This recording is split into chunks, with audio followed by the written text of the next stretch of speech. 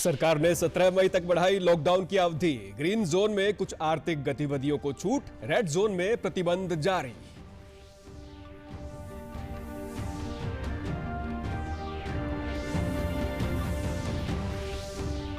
प्रधानमंत्री नरेंद्र मोदी ने शिक्षा के क्षेत्र में आवश्यक सुधारों पर किया विचार विमर्श। शिक्षा चैनलों पर कक्षावार प्रसारण पर दिया विशेष जोर।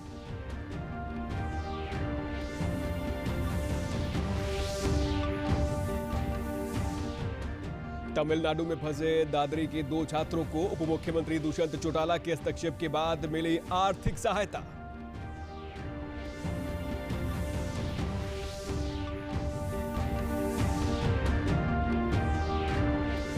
और लॉकडाउन के दौरान डाकिया आधार इनेबल पेमेंट्स सर्विस के तहत घर बैठे खाता धारकों तक पहुंचा रहे हैं पैसे।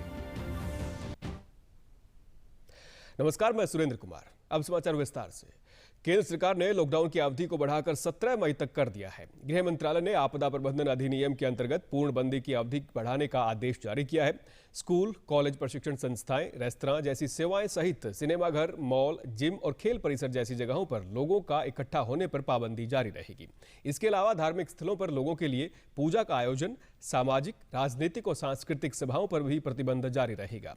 गैर जरूरी गतिविधियों की आवाजाही शाम 7 बजे से सुबह 7 बजे तक बंद रहेगी। सभी जोन में 65 वर्ष के ज्यादा उम्र के व्यक्तियों, बीमार लोगों, गर्भवती महिलाओं और 10 वर्ष के कम आयु के बच्चों को घर पर ही रहने के निर्देश दिए गए हैं।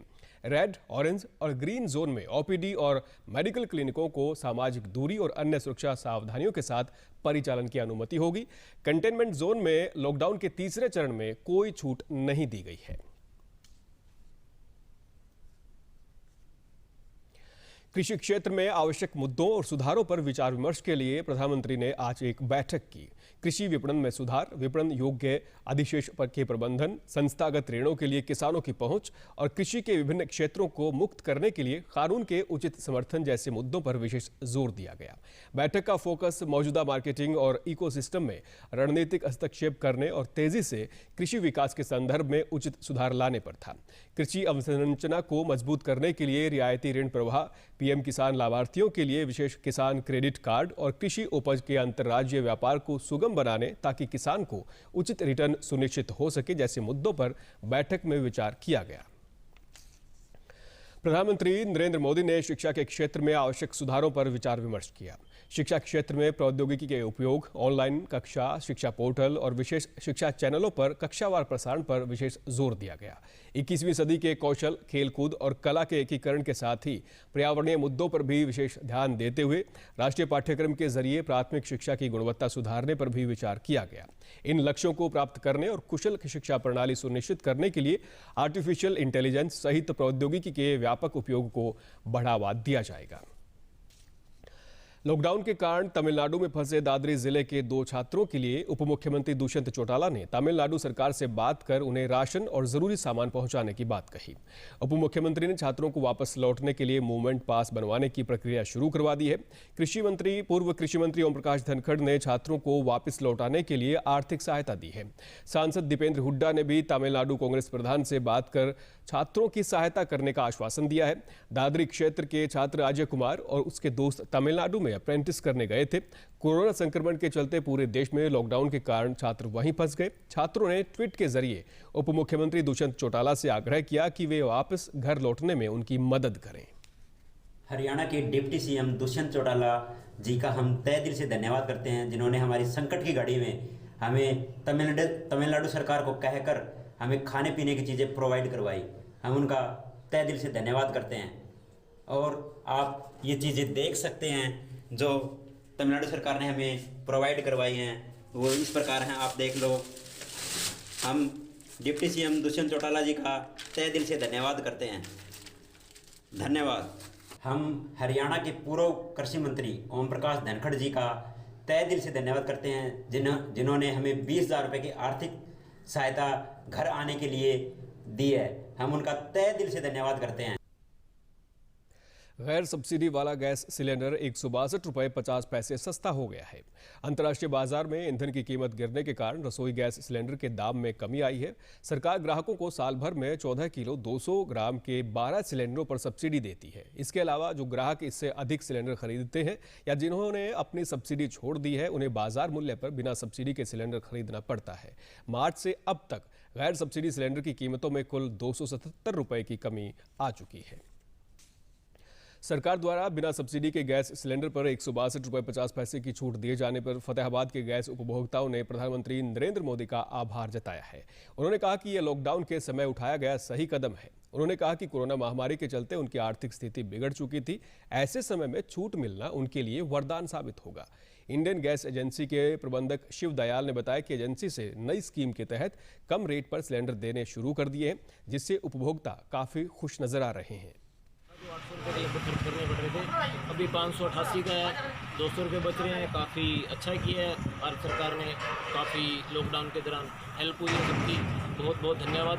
हम भारत सरकार का धन्यवाद करते हैं, उन्होंने इतना बड़ा फैसला लिया। 200-250 रुपये कम करके सरकार ने ये बड़ा फैसला उठाया गरीब आदमी के लिए। इस लॉकडाउन में हर आदमी के पास इतनी पूंजी नहीं थी कि वो अपना सिलेंडर भरवा सके। वो देखता रहता था कब मजदूरी मिलेगी और कब मैं ये सिलेंडर भरवाऊँगा। लॉकडाउन के दौरान जो रेट घटाए हैं, जो पहले 769 रुपये का रेट होता था वो 588 रुपये का रेट है। इससे लोगों को काफ़ी उत्साह भी है और लोगों को जहाँ पे 800 रुपये खर्च करने की ज़रूरत पड़ती थी लगभग, वो जब वहाँ 588 रुपये देने होंगे।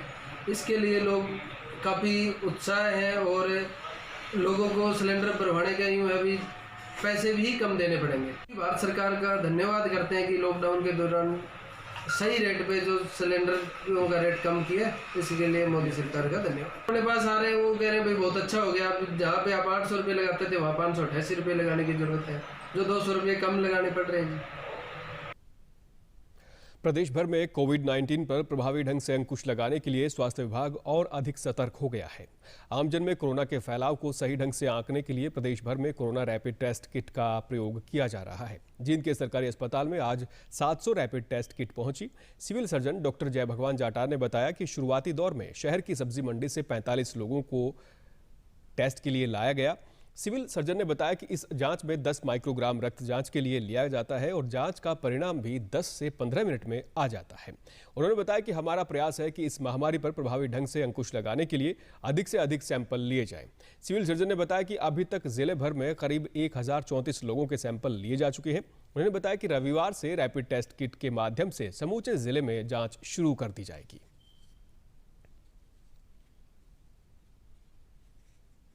आज हमने एज ए डेमो एक जो पेशेंट आए थे अभी फ्लू कॉर्नर पे, उनका टेस्ट करके देखा है। और इसमें ये है कि 10 माइक्रोग्राम ब्लड सैंपल लेते हैं हम इसके अंदर, और सैंपल से 10 से 15 मिनट के बीच में इसका रिज़ल्ट आ जाता है। तो इस तरह से जैसे डेमो के तौर पे हमने अभी एक टेस्ट किया एक का, तो ये नेगेटिव आया है।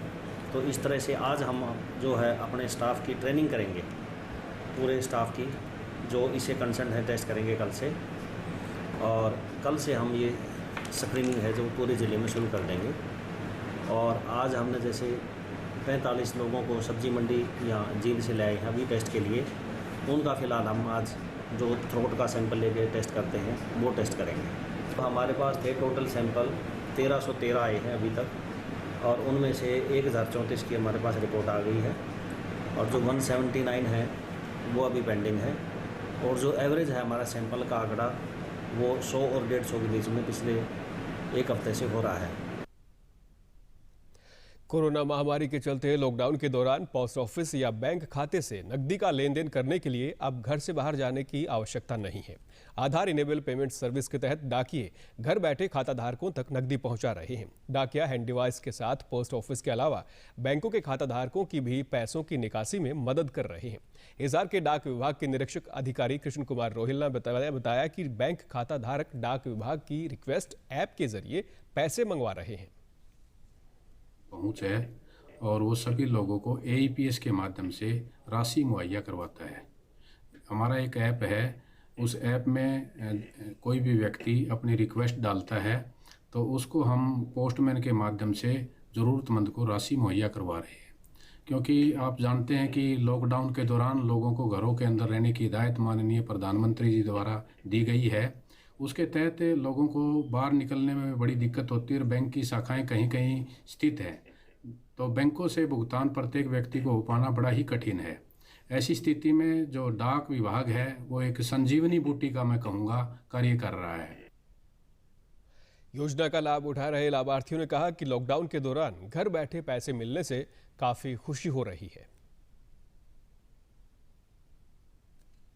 पुलिस कर्मचारी खास करके 24 घंटे ड्यूटियों पे रहता है और उसको कोई टाइम नहीं, अपने घर के लिए टाइम नहीं निकाल पाता, अपने बच्चों के लिए निकाल पाता, और उसकी जो ज़रूरतें हैं ना, फाइनेंशियली कहूँगी, आर्थिक रूप से जो उसकी ज़रूरत है, तो उसकी ड्यूटी के दौरान वो पूरी नहीं होती। मुझे देखिए 1 महीने से मुझे टाइम नहीं मिल रहा है कि मैं बैंक जा करके पैसे निकलवा के लाऊँ, तो वो जो नीड है वो पूरी नहीं हो रही थी। और डाक की स्कीम के बारे में पता चला तो मुझे अच्छा लगा कि इस तरीके से आपको जहाँ ज़रूरत है, आप कहीं गांव में हैं, आप किसी मुकदमे में बिजी हैं, कहीं पर आपको ज़रूरत पड़ेगी, कोई बीमार है, हॉस्पिटल में एडमिट है, आपको वहीं पर वो पैसे मिल जाएं।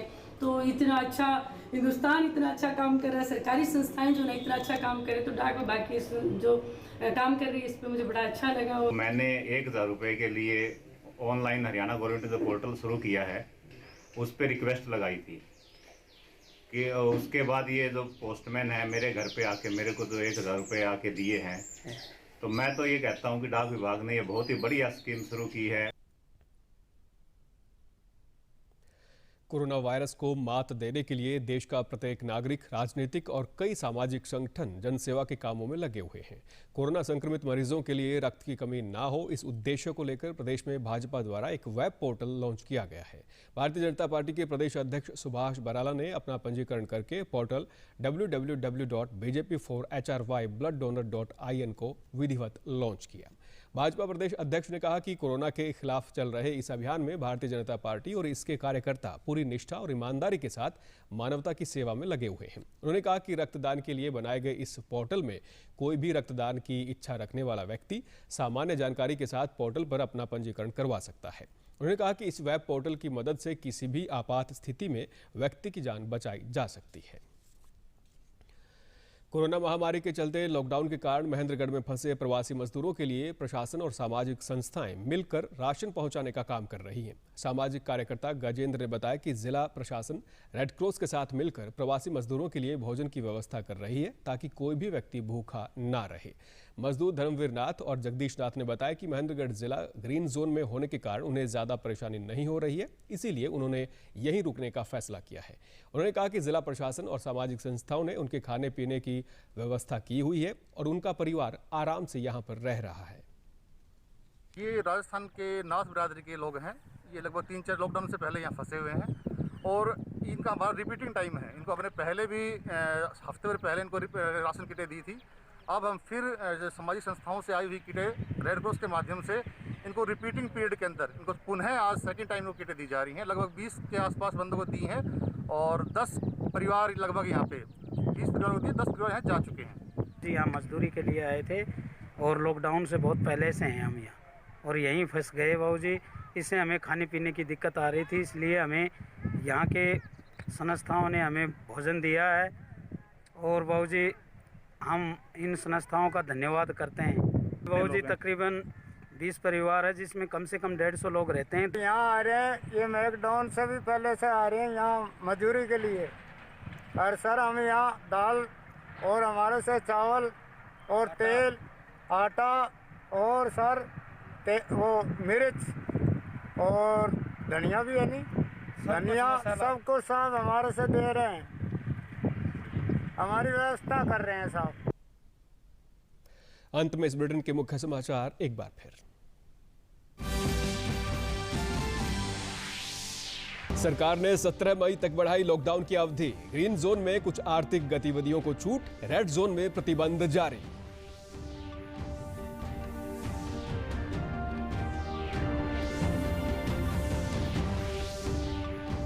प्रधानमंत्री नरेंद्र मोदी ने शिक्षा के क्षेत्र में आवश्यक सुधारों पर किया विचार विमर्श। शिक्षा चैनलों पर कक्षावार प्रसारण पर दिया विशेष जोर।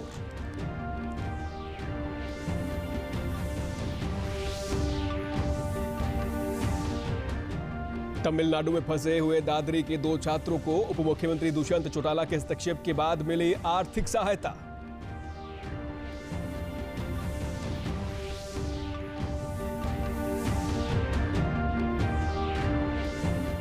और लॉकडाउन के दौरान डाकिया आधार इनेबल पेमेंट्स सर्विस के तहत घर बैठे खाता धारकों तक पहुंचा रहे हैं पैसे।